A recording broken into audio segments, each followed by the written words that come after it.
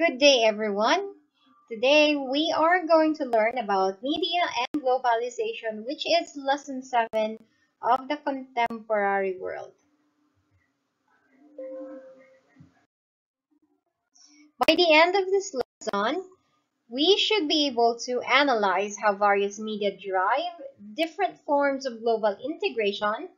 Another is we should be able to compare the social media on the process of globalization.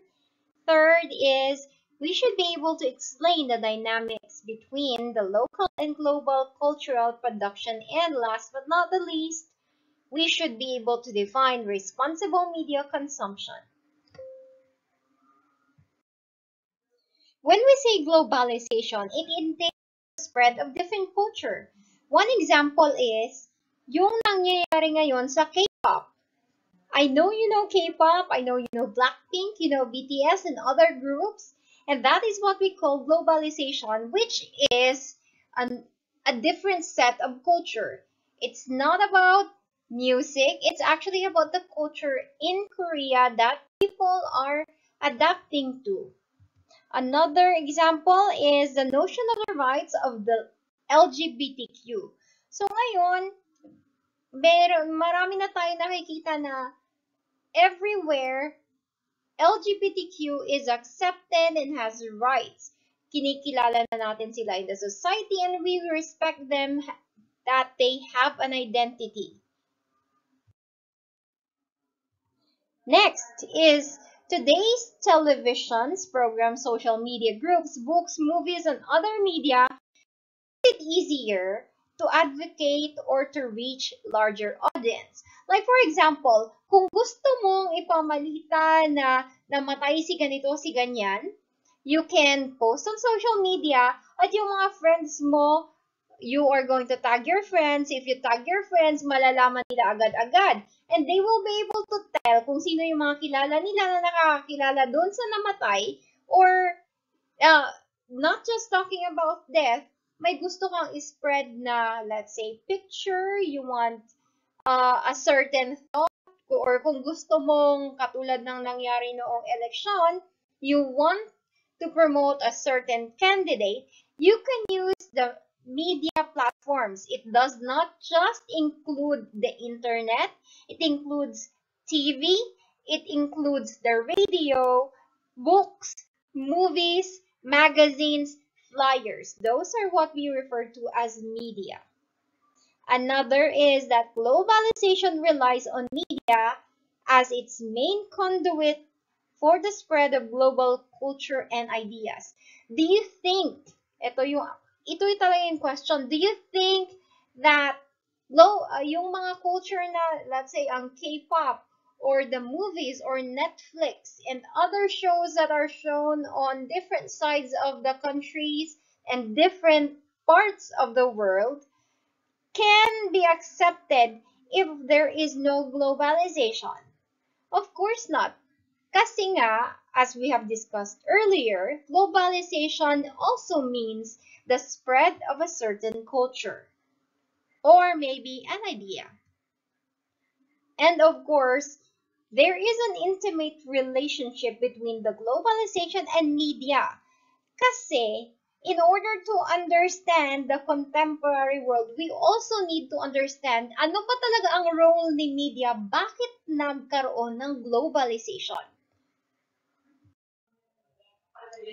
Now we are going to look into media and its functions. Di ba madali lang naman ma-identify, madali lang makilala kung ano talaga yung media. Like for example, we have the television, we also have the cell phone. Pero ang tanong dyan, ano ba talaga ang effect nito sa society natin? Katulad ng TV. Sa tingin natin, simple lang naman, manunood lang tayo kung ano nakakaaliw, manunood lang tayo kung ano yung balita. Pero does it mean that we are not affected, or does it have an effect in the society? In the same way, cell phones, yung radio, lahat ba iyan merong effect sa atin? There's a question. What are the good and bad contributions of media? Kasi di ba parang isa yung coin, mayroong two sides ang coin, yung head and yung tail. In the same way, for media, it has two sides. Ngayon, titingnan natin kung ano yung mabuti at saka nakakasamang contribution ng media. Si McLuhan is one of those who studied about social changes na naidulot ng media katulad ng television. According sa kanya, there is what we call a global village. Kasi kung halimbawa ako, I am from the Philippines and someone from Japan and someone from the US and someone from Russia and the UK watches the same show, there is what we call a global market. Ibig sabihin, isang market lang siya or isang scenario lang siya, isang society siya, pero magkaiba ang kanyang location, it reaches all the continent, which is why it is considered as global village. Ngayon, according to McLuhan, marami daw sa mga thinkers or marami sa mga gumagawa ng content, they assume na ang global media has a tendency to homogenize culture. Ibig sabihin kung ano yung napapanood mo, kung anong gusto mong sabihin doon sa pinapanood mo or sa ginagawa mong content sa media, yun yung culture na naa-adapt agad ng mga tao. Because of the idea of global village and cultural imperialism, mayroong mga commentators na naniniwala that media globalization coupled with the influence of a big country such as the US na mas nai-impluwensyahan nila ang mga tao kumpara sa iba na gumagawa ng content. And according to Herbert Schiller, he is a media critic, sinabi niya na American capitalist values consumerism. Para sa mga Americans, they value consumerism. It becomes a business. And therefore, John Tomlinson, sabi niya, laging na-influensyahan ng mga Western countries ang consumer culture. Dahil sa media, nagkakaroon tayo ng cultural imperialism at dahil sa impluensya ng mga malalaking countries, nagkakaroon tayo ng consumer culture. Dahil, sabihin na lang natin dahil ang Amerika marami silang ginagawang content at malaki ang impluensya nila, therefore, yung mga tao in the world, they are choosing kung ano yung ginagawa ng mga Americans, not because of the content, but because of the influence of that country. According to some critics regarding cultural imperialism, kasi sinasabi nga nila, yung may influensyang country, sila yung nag-create ng content and therefore, kung ano yung sinasabi nila sa content nila, yun yung nire-receive lang daw ng mga tao. Now, the critics say na ang media daw is just the message. Meron pa rin naman tayong viewers or receivers na mag-i-interpret ng data or ng message na iyon. Katulad noong 1980s, nagkaroon sila ng tiningnan nila kung paano ba nire-receive ng mga viewers ang mga content na pinapalabas sa market through media. At sinabi nila doon, text simply refers to the content of any medium. Katulad ng sinabi doon sa show na death is beautiful. Sabi na lang, maganda daw ang kamatayan because it ends all your suffering according doon sa content. Pero, it doesn't necessarily mean, according pa sa mga critics, that is true para sa audience. Kung sa tingin ng iba is maganda ang kamatayan kasi mag-e-end ang suffering mo, what about us na ang saya pa nating nabubuhay dito sa mundo? Is death beautiful for us? In 1985, merong cultural critic na nagngangalang Len studied the different views or different reactions of viewers. Meron siyang pinanood na soap opera in Dallas, and with that, inobserbahan niya talaga and was able to come up with a conclusion na merong 42 viewers na talagang nasiyahan o talagang naapektuhan ng show or the soap opera na pinanood nila. Now, because of that, in the 1990, si Elihu Katz at si Tamar Libis, nag-decide sila na studyhan ulit yung sinabi ni Ang based on his observation. At nakita nila that it is in fact different kung ano yung pag-receive ng audience. It differs depende sa interpretation nung nanunood. So ngayon, titingnan naman natin, ano ba talaga epekto nito sa manonood? Is it tatanggapin ba nila agad-agad ang message or will it depend on their own perception?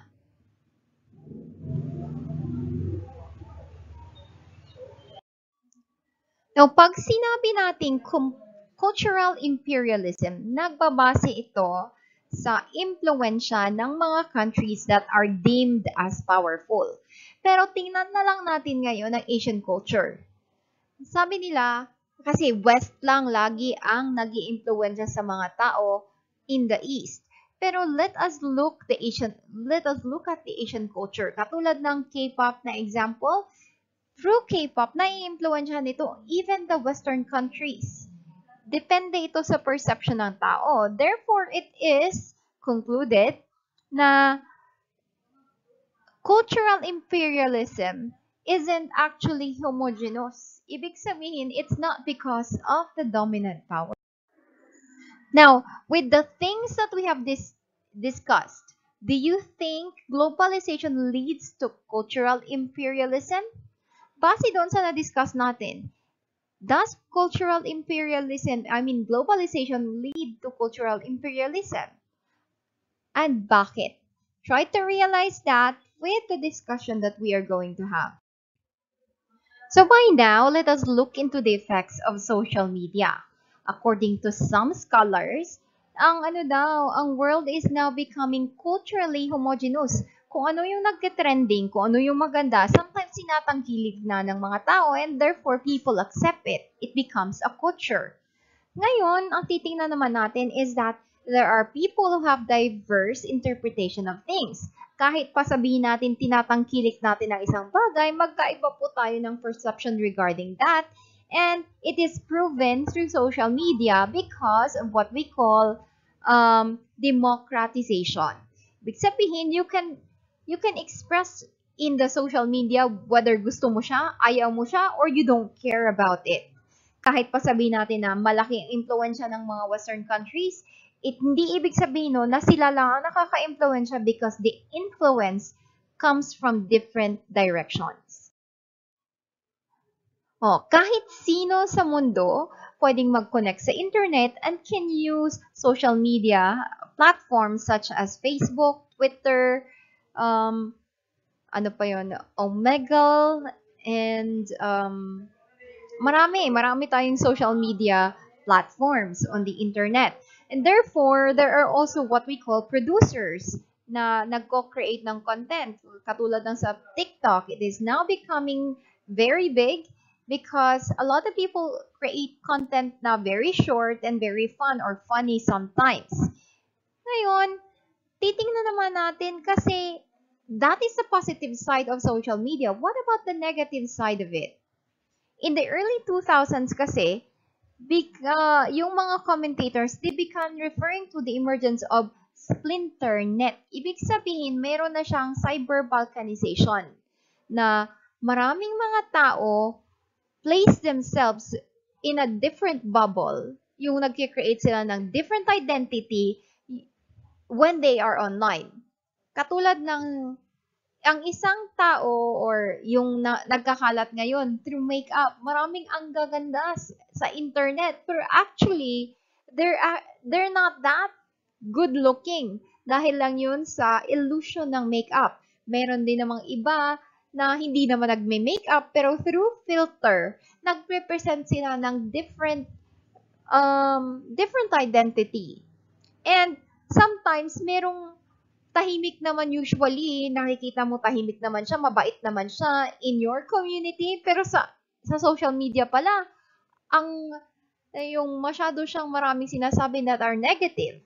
It creates a different bubble or a different personality for that person.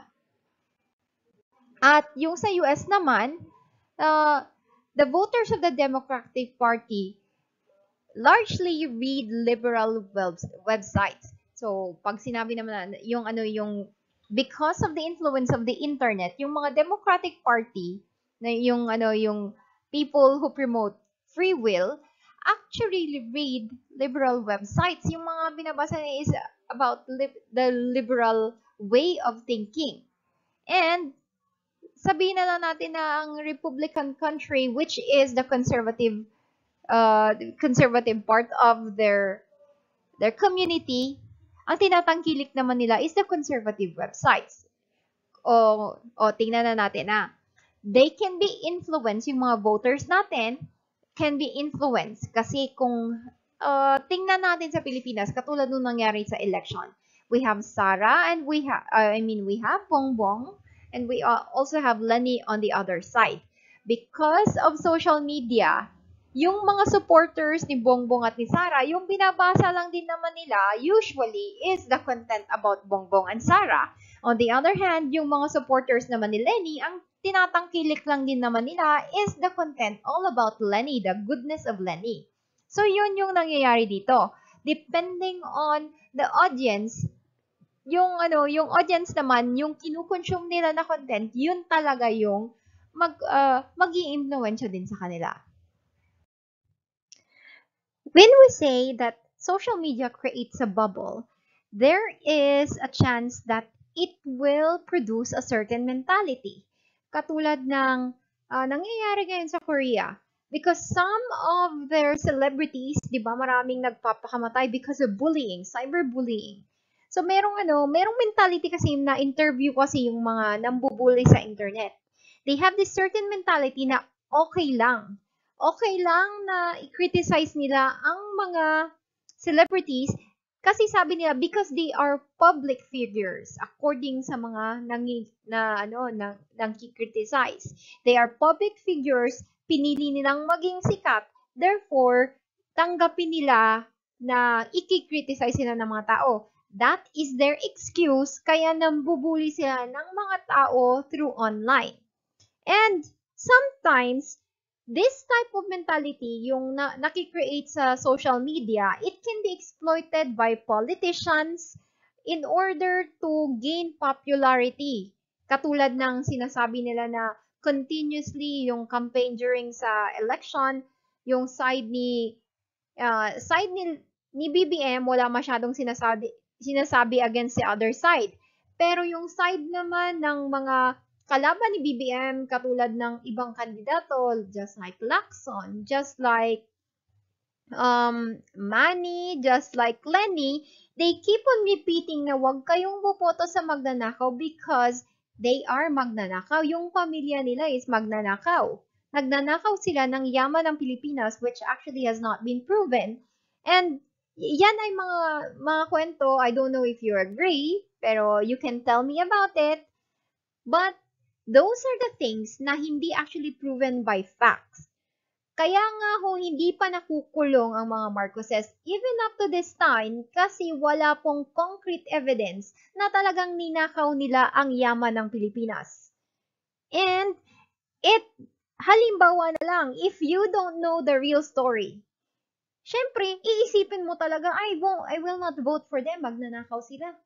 It creates a certain mentality na kung minsan tinitake advantage ng mga politicians. It becomes a cheap tool. Katulad ng ginawa ng Russia na Vladimir Putin, di ba ayaw niya kasi sa democracy. And ang gusto ng mga tao, because democracy gives freedom to people. Ang communism sa Russia controls people. So in order for people to want to have communism, pinapalabas nila sa media, sa social media, the disadvantages of democracy. Na ang gulo-gulo daw pag may democracy, ang dami namamatay, ang daming binubuli because they are expressing themselves freely. And therefore, instead na intimidation ang gamitin niya, kinukuha niya or tinatabunan niyo yung good side ng democracy, ipalabas niya yung bad side ng democracy para makontento ang mga tao sa government nila na communism. And etong si Putin, he some people or some leaders in other countries, they actually follow the same strategy na ginagamit ni Vladimir Putin in Russia to their own country in order to gain power. Katulad na lang ng ginagawa siguro nila sa North Korea ngayon. Kasi sa North Korea, kinokontrol nila ang information. Katulad ng pinapalabas nila sa world that North Korea is actually a very good place na to live in. Pero in the side naman of the poor people that lives in North Korea, sinasabi nila na we can't even eat, hindi nga kami nakakakain, hindi rin kami nakakatrabaho because it is restricted by the government. Meron pa kaming tax. So what can we do? Yun.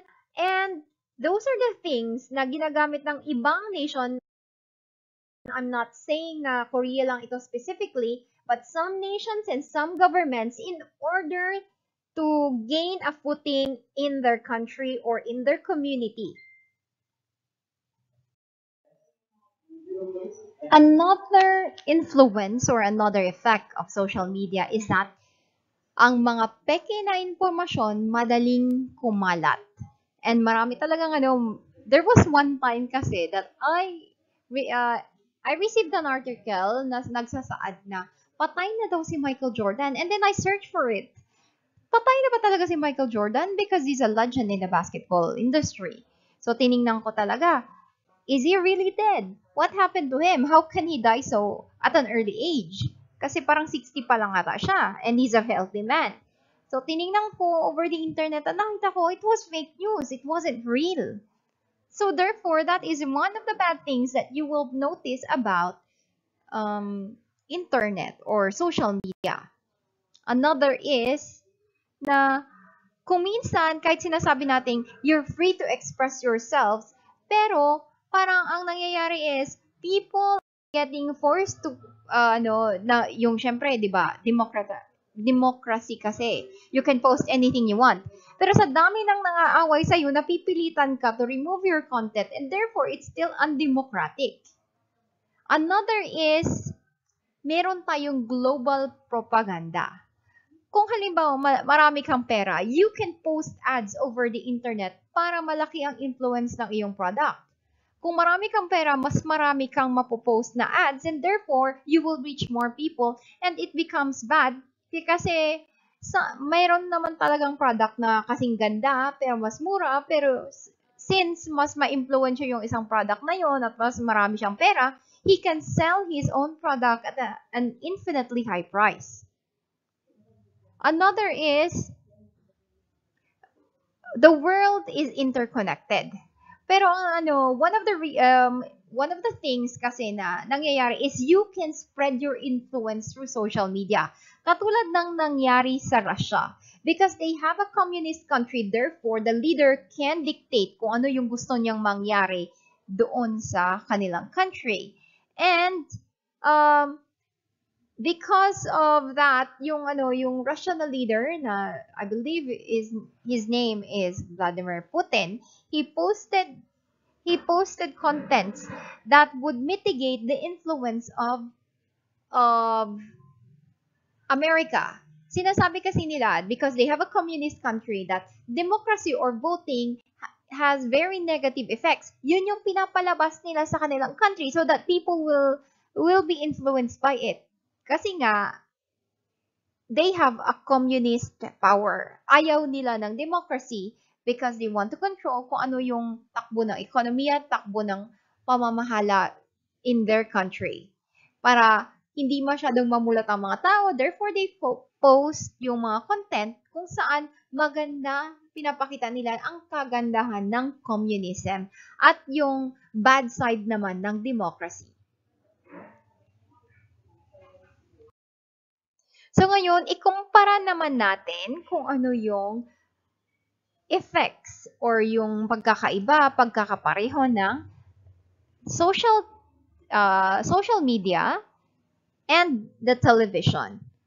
One of the things na similar ang social media and television is they have content. Meron silang pinipresent na content and you can influence other people because of that. The difference is that television is nasa bahay. Nasa bahay siya and it is na it can be sometimes live, pero limited ang kanyang reach. Another is sa social media kasi, anyone can create a content. At kahit nga you are just a follower, you can create your own feedback. Sa television kasi, hindi pwede na pag nagsalita siya doon at saka hindi ka nag-agree yung sa news or sa commentators, then hindi ka makakaano, hindi mo masasabi sa kanila na, oh, I disagree. This is not how it is supposed to be. Compare naman natin sa social media, pag halimbawa may pinost yung friend mo doon na you don't agree, pwede mo kaagad mag-comment. Nasabihin mo, no, that's not true kasi based ganito, ganito, ganito. You can contradict that person sa social media. Yun ang limit ng television. So ngayon, try to think about the differences between social media, television. That is the media na mostly influential sa ating mundo. If you have any questions, i-post nyo lang doon sa ating comment section, sa ating classroom, and be sure na magko-comment kayo regarding what you have learned in this lesson doon sa comment.